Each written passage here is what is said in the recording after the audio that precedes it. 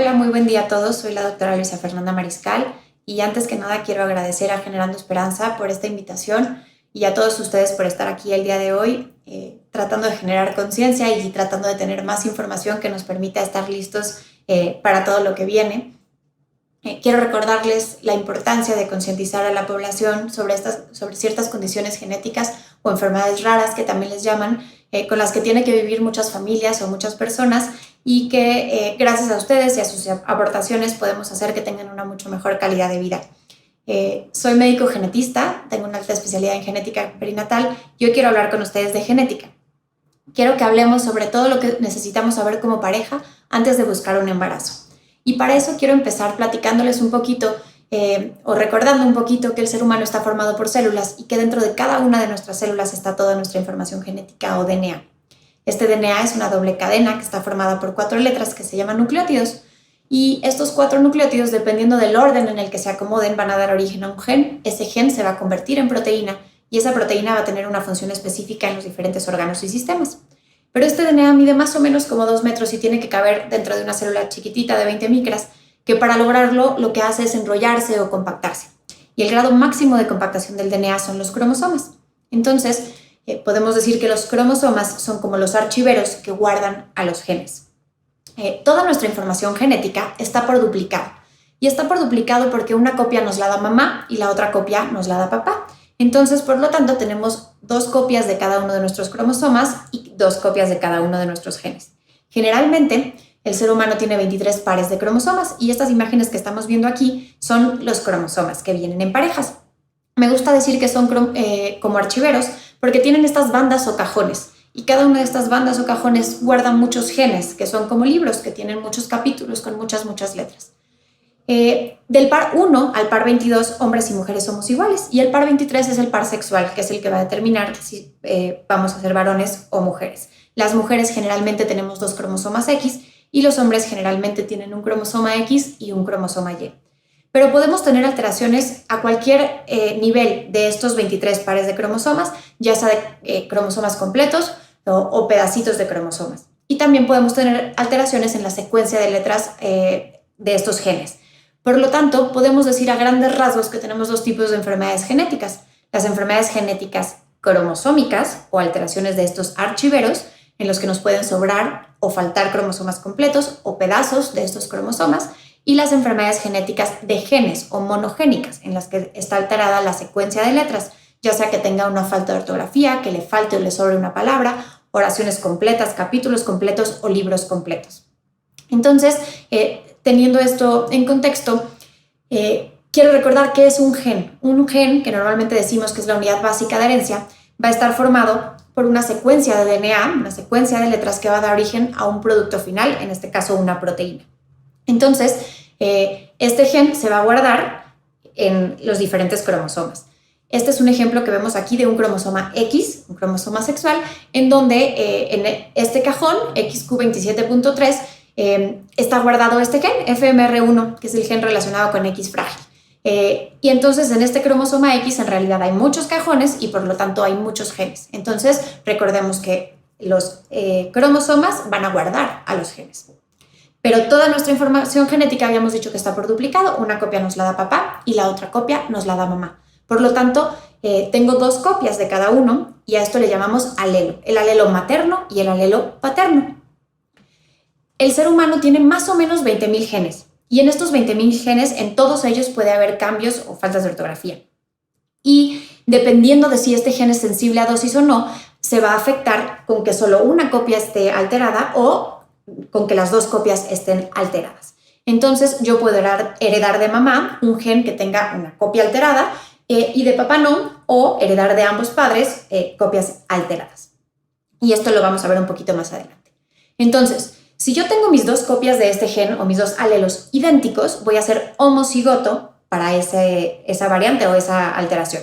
Entonces, pueden ser los 2 que estén sanos o los 2 que estén alterados. ¿Estamos de acuerdo? También puedo tener una copia alterada y una no, entonces voy a ser heterocigoto. En este caso voy a tener una copia sana y una copia alterada. Y por último, también puede suceder que tenga solamente una copia de este gen Y no es porque mamá o papá no me lo haya heredado, sino que el ejemplo tal vez más fácil de entender es en los cromosomas sexuales. Recordemos que las mujeres tenemos 2 cromosomas X, mientras que los hombres solo tienen un cromosoma X y tienen un cromosoma Y. Por lo tanto, los hombres van a ser hemicigotos para los genes que están en el cromosoma X y en el cromosoma Y, salvo algunos genes que están presentes en los dos. También puede suceder que yo haya heredado únicamente de mamá o de papá una sola copia que se haya duplicado, o que haya heredado una copia de mamá pero que se haya perdido, o de papá, ¿no? Existen diferentes situaciones raras o complejas que me hacen hemicigoto. Pero entonces, teniendo en contexto estas 3 posibilidades, el que yo sea homocigoto, que tenga 2 copias iguales, o que sea heterocigoto, que tenga una copia sana y una copia afectada, o que sea hemicigoto, que solo tenga una de las 2 copias, entonces pueden suceder diferentes cosas. Y aquí es donde hablamos de condiciones o alteraciones genéticas. Existen muchos tipos de herencia genéticos, pero nos vamos a enfocar ahorita en 2 grupos importantes, las enfermedades con una herencia dominante y las enfermedades con una herencia recesiva, porque creo que entendiendo esto nos va a poder permitir tener un contexto mucho más general. Todos los seres humanos, como habíamos dicho, somos portadores de cambios en nuestra información genética. Entre 10 y 90 cambios, depende de dónde lo leamos y de qué genes en específico estemos hablando. Y esto sucede de forma al azar. Lo puedo haber heredado de mis padres o puedo yo mutar o tener un cambio en mi información genética por primera vez. Entonces, somos heterocigotos, estamos así, para entre 10 y 90 cambios. Esto nos hace portadores sanos para ciertas enfermedades genéticas. Y por eso decimos que cuando yo me caso con alguien que comparte la misma información genética que yo, o si vengo de una población pequeñita, es más probable que yo pueda presentar una enfermedad genética, porque si las dos somos portadores del mismo cambio para una enfermedad, entonces puede ser que, aunque seamos sanos, tengamos hijos afectados. Y entonces a esto me refiero cuando hablamos de una población que es endogámica o una población que es consanguínea. Las comunidades que vienen, que migraron juntas o que tienen un antecedente histórico de migración, generalmente se asocian más con manifestaciones de enfermedades recesivas. Esto quiere decir que vienen de un ancestro común, como por ejemplo los judíos ashkenazí, los libaneses, los menonitas o los pueblos pequeñitos a los que migró un grupo de familias y que se establecieron en alguna comunidad y empezaron a generar descendencia, pues es más probable que yo, al venir de un ancestro común, pueda ir heredando un cambio en estado heterocigoto que en determinado momento se convierta homocigoto o que se hereden las 2 copias, ¿sí? Entonces, para tratar de entender esto un poquito mejor, hay genes que se expresan en estado dominante, es decir, en estado heterocigoto, con que solo una copia esté afectada se va a manifestar. Y a esto le llamamos herencia directa. Y estas son las enfermedades tal vez más fáciles de identificar porque generalmente papá o mamá está enfermo y sus hijos pueden estar enfermos. ¿Y por qué sucede esto? Tenemos aquí un ejemplo de un papá que tiene una condición genética dominante y mamá que está sana. Entonces, cada vez que se embarazan, existen 4 posibilidades. La primera es que mamá herede una de sus copias sanas y papá herede su copia afectada. Por lo tanto, este hijo va a estar afectado igual que el papá. La segunda opción es que mamá herede esta misma copia sana y papá herede su otra copia sana. Entonces, en este caso, este hijo va a ser sano y a su vez no va a poder ya transmitir la enfermedad porque ya no la heredó. La tercera opción es que mamá herede su segunda copia sana y papá su copia afectada y por lo tanto este hijo nuevamente va a presentar la enfermedad o la condición igual que el papá. Y la cuarta opción es que mamá herede su segunda copia sana y papá su copia sana y por lo tanto este hijo también sea sano o no haya heredado la condición. Entonces, si se fijan, en este caso tenemos 50% de posibilidad de heredar esta condición genética y 50% de posibilidad de no heredarla. Aquí también puede suceder que exista una mutación de novo o que haya un cambio nuevo, es decir, ni papá ni mamá tienen la enfermedad, pero yo la presento porque yo tuve una mutación y ahora a partir de mí se va a empezar a transmitir de generación en generación. Pero ¿qué pasa con las enfermedades recesivas o con los genes que se expresan en estado homocigoto? Yo forzosamente necesito que las 2 copias estén afectadas para que se manifiesten. Por lo tanto, en este caso, yo puedo ser un papá sano y tener un hijo afectado. ¿Y por qué puede suceder esto? Como habíamos dicho, puede ser que si yo vengo de un ancestro común, tanto papá como mamá tengamos la misma mutación, y en este caso se los ejemplifiqué en estos circulitos. El gen oscuro es el que está afectado, el gen blanco es el que está sano. Y tenemos aquí a un papá y a una mamá que los dos tienen el mismo cambio en el mismo gen.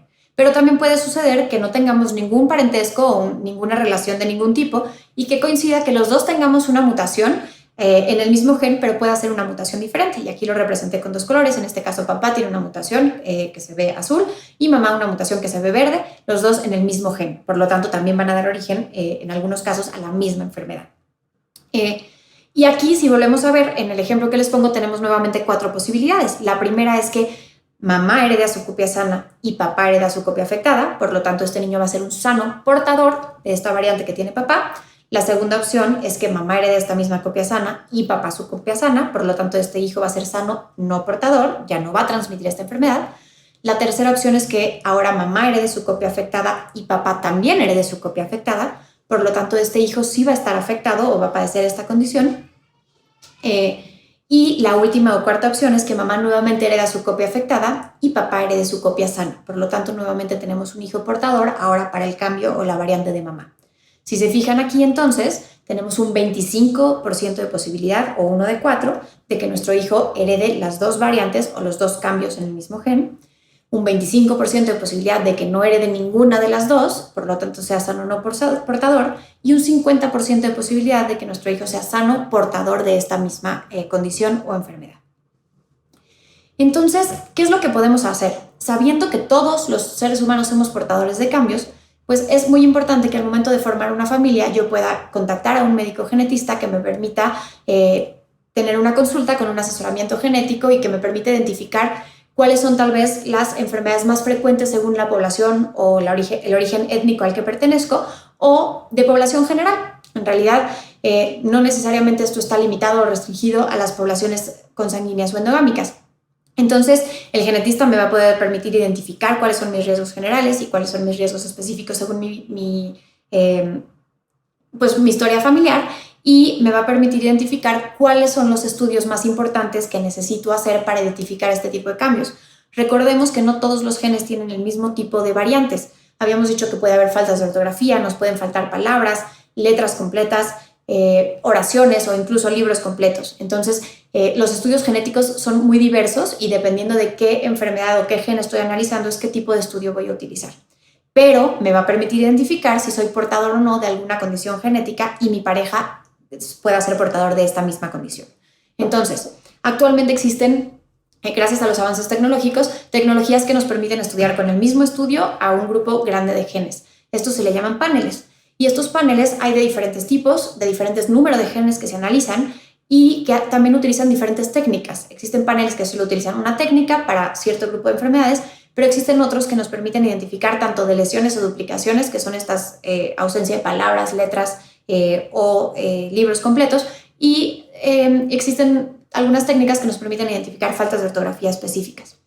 Existen también algunas enfermedades mucho más raras dentro de las enfermedades raras, que no se pueden identificar o que no forman parte de los paneles comunes. Y para esto pueden hacerse otros estudios como el estudio de exoma. El estudio de exoma me permite estudiar los 20.000 genes que tiene el ser humano. Sin embargo, tiene ciertas limitaciones y ciertas consecuencias que el genetista te va a ayudar a identificar, como pueden ser hallazgos secundarios de algo que tú no querías saber o que no estabas listo para saber, como por ejemplo enfermedades que se manifiesten ya en la vida adulta, por ejemplo arriba de los 50 años, o riesgo de cáncer o de algunas otras condiciones que a lo mejor no era lo que yo estaba buscando. Yo solo quería saber si era portador de alguna enfermedad recesiva y me acabo enterando de otras cosas.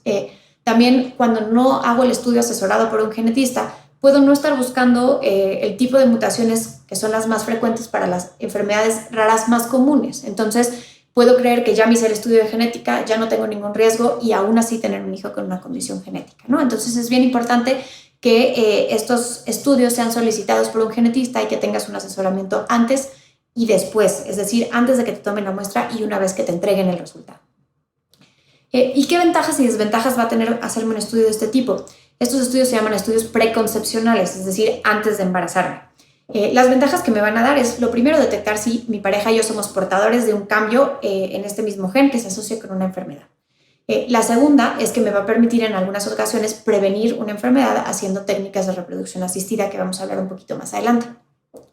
La tercera es estar preparado para lo que viene. Si yo no quiero hacer una técnica de reproducción asistida, pero ya sé que somos portadores de un cambio en un mismo gen que puede estar relacionado con una enfermedad, pues puedo evitar sorpresas al momento del nacimiento y evitar odiseas diagnósticas. las familias que viven con alguna enfermedad rara o con condiciones genéticas poco comunes saben lo difícil que es lograr un diagnóstico. Como son enfermedades poco conocidas, tardan mucho en hacerse un diagnóstico y los papás o las familias viven una situación muy compleja antes de lograr identificar cuál es el problema o dónde está el error. Entonces, si yo ya sé que soy portador para alguna de estas enfermedades, al nacimiento puedo hacerle algún estudio a mi hijo que me permite identificarlo y prevenir ciertas complicaciones o incluso dar tratamientos en una etapa más temprana. Claro que va a tener desventajas. La primera es que ningún estudio de genética garantiza un hijo sano o una condición genética, o que no vayas a presentar una condición genética. Recordemos que teníamos alteraciones de cromosomas y alteraciones de genes. Los estudios preconcepcionales me van a permitir saber la información genética de los papás, no del bebé o de ese embrión. Existen otros estudios que sí me permitan saber en específico la condición de ese bebé, pero ningún estudio me permite garantizar o descartar todo, ¿ok? Existen también malformaciones congénitas que no necesariamente estén relacionadas con alguna mutación genética o con alguna enfermedad genética que pueden suceder. Sabemos que hasta el 3% de todos los embarazos van a tener alguna malformación congénita y no necesariamente esto es algo genético o hereditario, ¿ok? Lo siguiente es que no podemos nunca prevenir las mutaciones de nuevo, es decir, a lo mejor ni papá ni mamá somos portadores de una enfermedad genética, pero mi hijo sí nace con alguna condición y esto es porque él o ese embrión en específico hizo una mutación o un cambio en esta información y ahora él presenta una enfermedad o una condición. Y lo otro son los hallazgos secundarios de los que hablábamos, que tal vez son cosas que no estábamos listos para saber o que no queríamos saber. Y sobre todo que cada prueba tiene ciertas limitaciones, que esto es lo que el genetista te va a ayudar a identificar.